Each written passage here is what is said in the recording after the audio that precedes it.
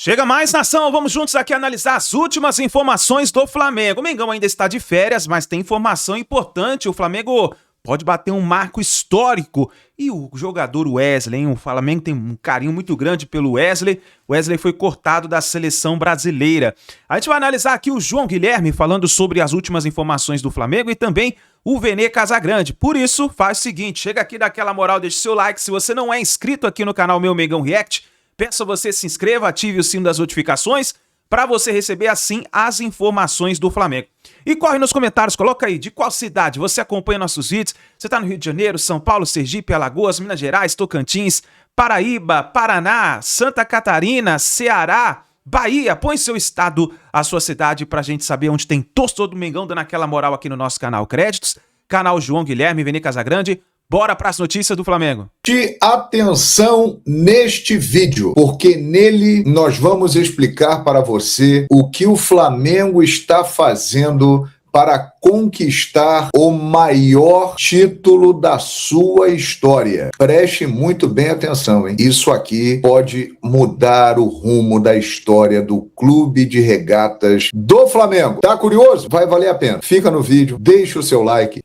Quando falamos de títulos, o maior título da história do Flamengo, Mundial de Clubes de 1981, 3-0 no Liverpool ficou marcado na história. As 4 Libertadores da América que temos, 81, 2019, 2022, 2025. Todas muito importantes e marcantes na história do Flamengo, assim como os nossos campeonatos brasileiros, Copas do Brasil e tantas outras conquistas. Agora, em 130 anos de história, no ano passado o Flamengo comemorou essa data tão especial, em muitos momentos o Flamengo, ele acabou não sendo gerido da maneira correta. E a partir de 2013, com a chegada da chapa azul no poder, as coisas mudaram radicalmente. Você se lembra da frase de Márcio Braga em 2009? Acabou o dinheiro e você sabe a situação que o Flamengo se encontra hoje. Divulgou recentemente um faturamento de 2.089 bilhões com uma dívida controlada na casa de 427 milhões de reais. Perfeito. Só que imaginem vocês se o Flamengo, durante muito mais tempo na sua história, tivesse seguido um modelo de gestão muito mais profissional. O que seria o Flamengo hoje? Ele já é colossal, ele já é gigante, mas poderia ser ainda maior. E é exatamente este passo que o Flamengo quer dar a partir de agora. Meus amigos e minhas amigas, lhes apresento a emenda do profissionalismo. Está sendo preparada e encaminhada para o conselho do clube para que haja uma votação. Ela ainda está na fase aberta a sugestões, a críticas, análises, opiniões e aqueles pontos que querem ser mais abordados pelos conselheiros do Flamengo. Um texto final está sendo elaborado em cima dessas sugestões para que a votação aconteça em breve no conselho deliberativo do clube. Mas eu vou trazer aqui tópicos que vão fazer você entender porque isso pode deixar o Flamengo ainda mais forte. Vamos lá. A proposta busca transformar a profissionalização do Flamengo em obrigação estatutária. Isso vai para o estatuto do clube e só cai se algum dia alguém no conselho apresentar aí um pedido de votação e o conselho derrubar. Então, a proposta busca estabelecer a profissionalização definitiva do Clube de Regatas do Flamengo. Objetivos. Preste atenção nisso daqui. Não depender da vontade do presidente. Hoje em dia é o BAP, anteriormente o Landim, antes o Bandeira, antes a Patrícia Amorim. Cada presidente desse, com o poder, com a caneta na mão, podia definir a situação do Flamengo. Se essa emenda passar, não vai ser mais assim. Não depender de grupo político dentro do clube. Isso é muito importante. A gente sabe que todos os clubes têm os seus grupos políticos. E criar um modelo permanente de gestão. Independentemente de quem estiver ali, o modelo será seguido. A ideia é essa aqui, ó, que o Flamengo seja administrado cada vez mais por profissionais especializados e menos por dirigentes amadores, que muitas vezes são colocados ali por indicações. É amigo do dirigente, é amigo do presidente, ele vai lá e coloca o cara ali. A ideia é que isso seja colocado de lado, que se parta para a profissionalização. E aí você deve estar se perguntando o seguinte: hoje, como é o Flamengo? O Flamengo tem o presidente, eleito tem os vice-estatutários, né, que não são remunerados, tem os conselhos, conselho deliberativo, conselho fiscal e por aí vai, e diretores remunerados em algumas áreas. Por exemplo, José Botto, ele é o diretor esportivo, é o diretor de futebol do Flamengo, ele é remunerado para isso, mas não é em todo o Flamengo essa situação, apenas em algumas áreas específicas. Hoje também, muitas vezes, o dirigente não recebe salário, atua por paixão e foi indicado politicamente. E, obviamente, por ser do Flamengo, ele acaba tendo muitos benefícios, né? Porque o Flamengo abre muitas portas, então é um cargo muito cobiçado e que muitas vezes é utilizado em benefício próprio. Nós já vimos muitos, mas muitos casos como esse na história do futebol, e na história do Flamengo não é diferente. Agora vamos para o seguinte: o que muda com a emenda do profissionalismo? Diretores, financeiro, marketing, administrativo, operações, o diretor esportivo, executivos seriam escolhidos por competência técnica e não por política. Esse é o modelo que quer ser colocado. Ou seja, cada área terá o seu executivo responsável por aquele setor, escolhido pelo seu currículo, pela sua qualificação, como é feito numa grande corporação. Isso aí, né, levaria ao quê? A redução da dependência dos vice-presidentes. Vice-presidente administrativo, vice-presidente de patrimônio, vice-presidente de futebol, vice-presidente de marketing. A estratégia, caso passe, será executada por profissionais. E isso levaria a uma continuidade de modelo de gestão, obrigatoriamente. Preste atenção nisso. Hoje, João Guilherme está no poder. Amanhã, o fulano entra no poder. Depois, o Beltrano. Mas o modelo de gestão não mudaria. Ele seguiria. Seria o mesmo. A inspiração vem de grandes empresas. A diretoria muda, mas a empresa continua. Os processos continuam. A cultura continua. É isso que acontece. E é isso que quer ser implementado no Flamengo. Os presidentes vão passar, mas o Flamengo vai continuar com o seu modelo de gestão. E isso pode aprimorar ainda mais um clube que vem conseguindo resultados extraordinários na parte financeira e administrativa nos últimos anos. Ganha o que com isso? Mais previsibilidade, menos improviso, mais planejamento, mais responsabilidade com executivos cobrados por metas. A grande verdade é a seguinte: tudo o que foi construído a partir de 2013 pode ser destruído a qualquer momento. Basta uma canetada do presidente. Se o presidente hoje acordar e decidir: eu quero contratar um jogador que custe 250 milhões de euros, ele tem poder para fazer isso. E ele coloca tudo a perder. Quebra o clube. Há esse risco.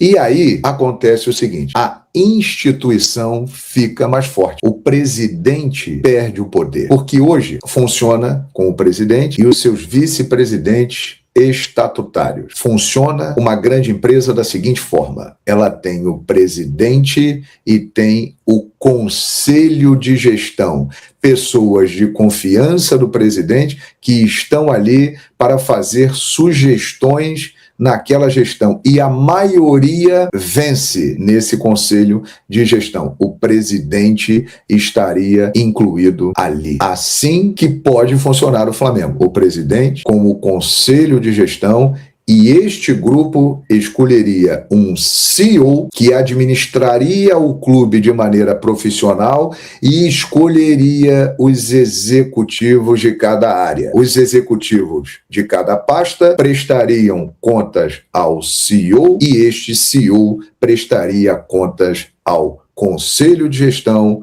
onde está incluído o presidente. Vocês entenderam o que significa isso? É por isso que eu estou dizendo.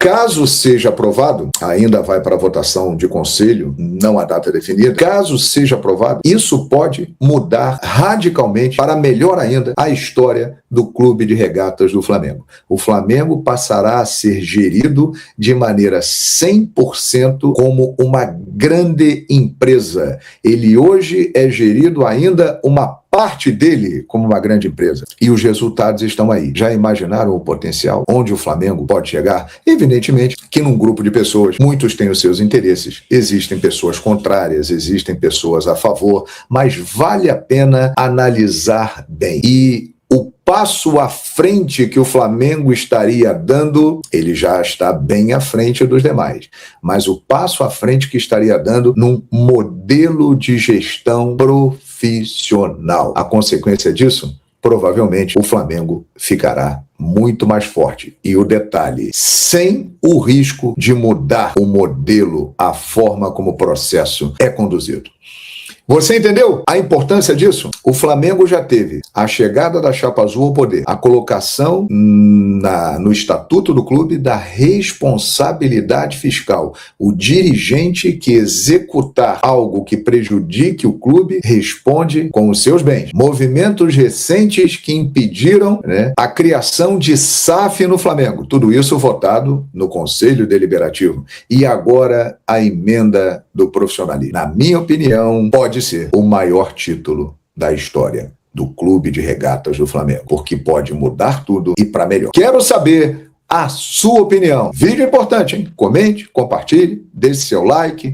Pessoal, o pior aconteceu. O Wesley, como a maioria de vocês já deve saber, está cortado da seleção brasileira, está fora da Copa do Mundo por conta da lesão muscular sofrida diante do Egito. O jogador na ocasião ficou chorando muito ali no banco de reservas. O clima era péssimo, a gente podia perceber isso nas entrevistas depois do jogo. Todo mundo, toda vez que era questionado sobre o Wesley, já ficava um pouco cabisbaixo, porque eles já tinham noção que a situação era grave e que o pior poderia acontecer, e aconteceu. O Wesley cortado. A gente vai falar sobre isso, o próprio Flamengo já se manifestou e o Ancelotti chamou o Ederson. O que o treinador está pensando em fazer? O Wesley é lateral direito. Todo mundo imaginava que ele fosse chamar um outro lateral. Ele tinha Vitinho, do Botafogo, ou PH na pré-lista. Mas não, ele chamou o Ederson, jogador que se destacou no campeonato italiano pela Atalanta e está sendo vendido ao Manchester United. O que pensa Carlo Ancelotti? Bom, nós buscamos ouvir algumas pessoas, eu vou trazer também a minha opinião e vamos mostrar isso tudo para vocês.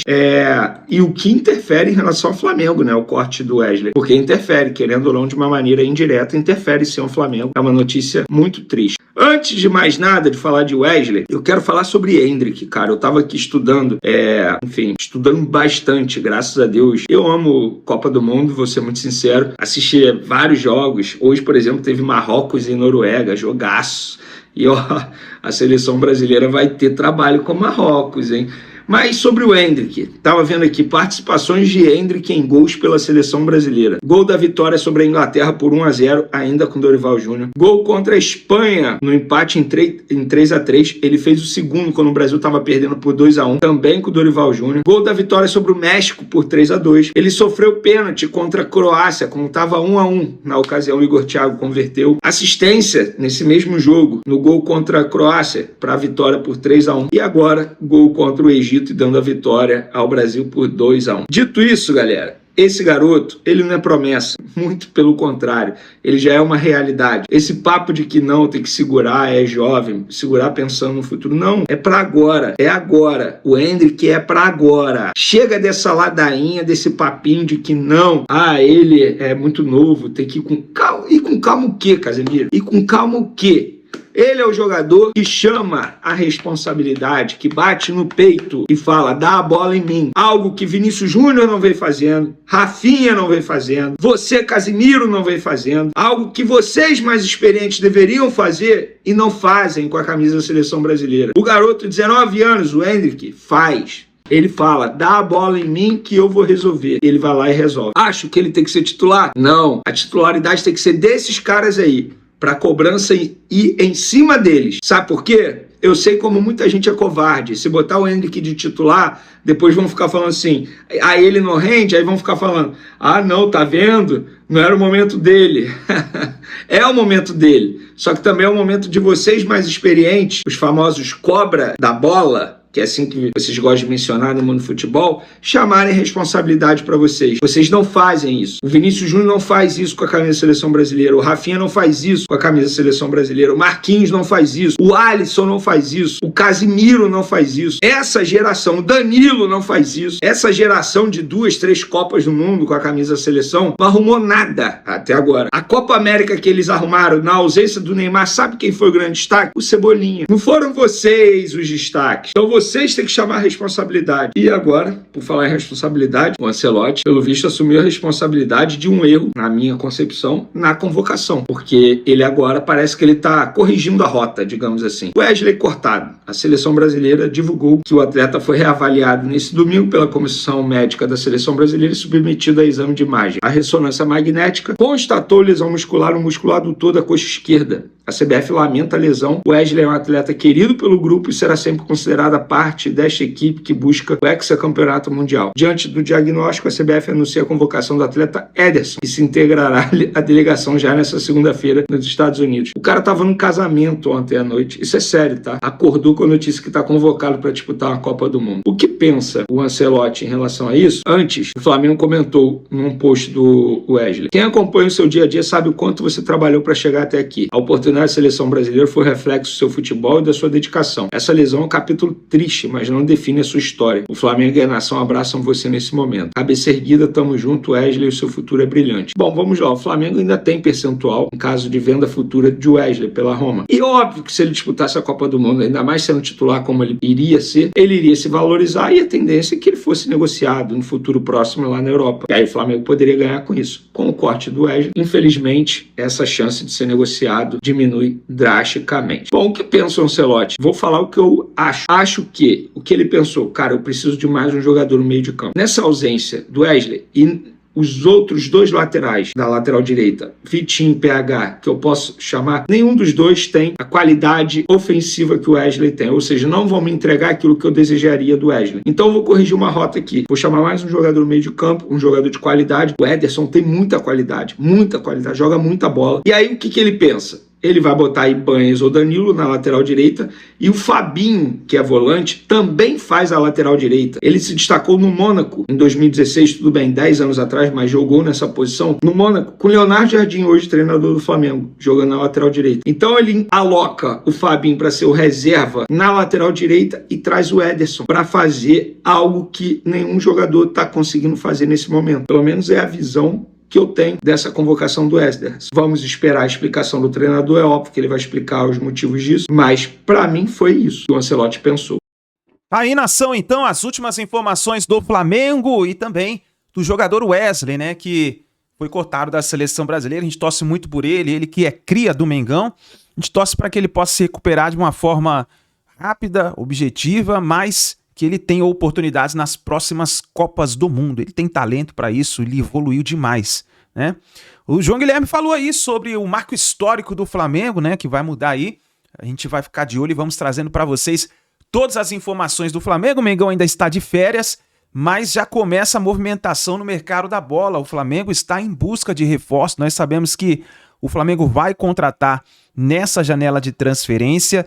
E pelas informações que nós temos, não será uma contratações bombásticas, como a gente viu aí, por exemplo, do Lucas Paquetá, do Samuel Lino, que foram as contratações mais caras da história, mas nós teremos sim contratações que vão chegar aí para reforçar o elenco do Flamengo. Então vamos ficar de olho e vamos trazendo aí para vocês todas as informações aí referente às contratações do Flamengo, tá bom? Então, muito obrigado por você estar aqui até o final do vídeo. Não se esqueça, deixa o seu like, se inscreva no canal, ative o sino das notificações e fica ligado que assim que a gente tiver mais notícias, informações do Flamengo, vamos trazendo para vocês. E enquanto isso, tem a seleção brasileira, tem Copa do Mundo e a gente vai trazer para vocês notícias aí referente ao futebol, tá bom? Tamo junto, a gente se vê no próximo vídeo.